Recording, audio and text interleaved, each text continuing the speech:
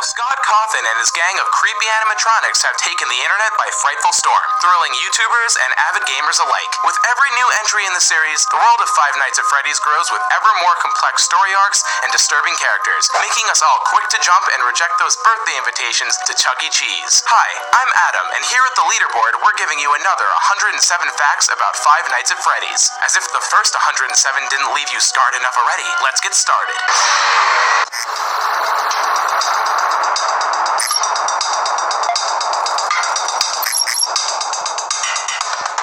Fact number 1. Scott Cawthon, the creator of Five Nights at Freddy's, wasn't a known name until the game's imminent success. Before producing Five Nights at Freddy's, Cawthon worked on obscure Christian games, and even as a cashier at Dollar General. The success of the eerie point-and-click has changed Scott Cawthon's life for the better. He is a cashier no more. Number 2. Success doesn't always have a direct link to happiness. Due to the success of Five Nights at Freddy's, Cawthon now works under the dire eye of the public, which hasn't been all too kind to him. Cawthon states that he's always stressed due to the harsh criticism from the general gaming community, and he finds that people tend to hate on him and his games simply due to the success. Number 3. However, despite being a huge success, Cawthon uses his achievement with Five Nights at Freddy's responsibly. For instance, he donated $250,000 to St. Jude's Children's Research Hospital during the fundraising drive. Number 4.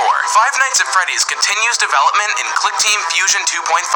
That 4 games in the main series. Can you believe it's been only 2 years since the first game? Number 5. If you ever need that extra ounce of fright on the road, all the games in the main series, Five Nights at Freddy's 1, 2, 3, and 4, are available on mobile ports. But remember, don't play Five Nights at Freddy's and drive. Number 6. Cawthon has gone on to say that he is currently talking with companies to make a console port possible. Whether this will be a simple port or a remake for consoles remains unknown. Number 7. Freddy's name was originally going to be Freddy Bear, as seen in the original Kickstarter, which also reveals that his name is based off of Teddy Bear. Number 8. Speaking of the Kickstarter, the Five Nights at Freddy's Kickstarter was an absolute failure. Asking for a mere $10,000, the Kickstarter earned a whopping $0. However, this could be thanks to Cawthon canceling the Kickstarter only days after he launched it. Number 9. When developing AI for the animatronics, Cawthon didn't have animations for the death screens at first, only a still image. However, despite being just a still image, he managed to scare himself and the rest of us with the classic tool of foreboding horror. Number 10. Ever have trouble remembering the animatronics' names? Well, all you have to do is remember that each name is a play on the animal that the animatronic is based on. Bonnie is Bunny, Chica is Chicken, and Foxy is Fox. The only animatronic to break this naming scheme is Freddy Fazbear. Number 11. The newspaper featured in the intro of Five Nights at Freddy's misspells pizzeria as pizzaria. Number 12. In that same newspaper, the text around the circled ad is littered with random text written by Cawthon. Number 13. Using the power of math, Redditor left out XYZ calculated the speed at which Foxy runs down the hall, 13.7 meters a second. However, when you really think about it, time in the Five Nights at Freddy's world works in a very strange way. Number 14. Foxy actually sings in-game. If you switch to the camera in the Pirate's Cove, you can hear it clearly. Number 15. Foxy's animation when coming into the office can be interrupted mid-animation if the power goes out. The chances of that are slim, of course, so don't count on that to save your hide. Number 16. While Freddy can seemingly teleport into the office even when the doors are closed, it's confirmed that Golden Freddy actually can. Number 17. Golden Freddy doesn't have any reflection when he appears in the office, leading many to assume that he's actually a hallucination or even a ghost. Number 18. Golden Freddy can be triggered to appear in the game if you set the AI levels to 1, 9, 8, and 7. This, of course, is a reference to the Bite of 87, a general event featured in the series. Number 19. Phone Guy's lovely and informative phone call to the player is replaced with random gargling. When reversed, it sounds as though the speaker is reading an excerpt from the book Autobiography of a Yogi. Number 20. The game's 20-20-20-20 or 420 setting was initially thought impossible by Cawthon himself. However, YouTuber/Twitch streamer Big Bugs proved him wrong, prompting Cawthon to add a 3rd star to the title screen. Number 21. Unlike the other animatronics, encountering Golden Freddy in the office will result in the game crashing. Spooky. Number 22. The song Freddy plays before your imminent demise is the Toreador March. Should be called the Terrifying March, am I right? Number 23.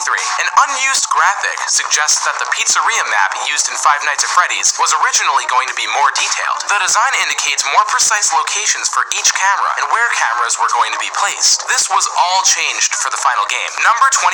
During Five Nights at Freddy's pre-release period, players were given a set number of lives. As most of you learned the hard way, the final release got rid of these lives, and the game ends up getting caught once. Number 25.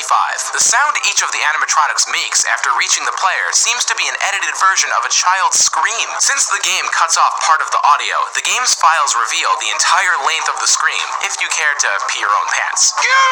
Number 26. Remember when I mentioned earlier that I've been avoiding Chuck E. Cheese birthday bashes for the past 3 years? Well, Five Nights at Freddy's coincidentally fits the true story in which a former employee murdered 4 people and injured another at Chuck E. Cheese restaurant in 1993. This has led some to believe that each animatronic matches the circumstances of each real-life victim. Number 27. Now you already know that Mike Schmidt's paycheck at the end of Night 5 is a mere $120.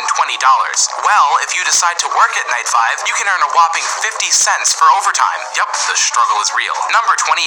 Mike Schmidt's check dates 11-12-XX. The only Fridays that fall on that date are 1993, 1999, and 2004. Number 29.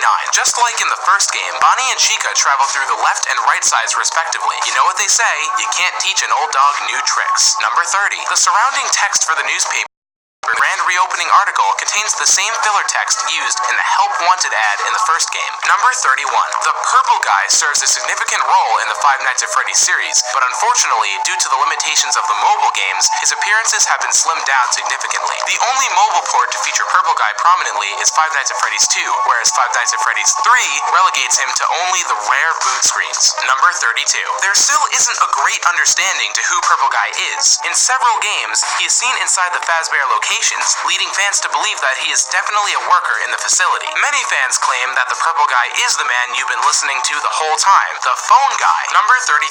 Fritz Smith is the only protagonist in the entire series to work for only one night canonically. Maybe if he was at a better job, he'd be given more hours because $24 just doesn't cut it. Number 34. A user by the name of Pop Goes the Weasel discovered that the termination pink slip seen at the end of the custom night in the second Five Nights at Freddy's is actually just a simple stock image. Number 35.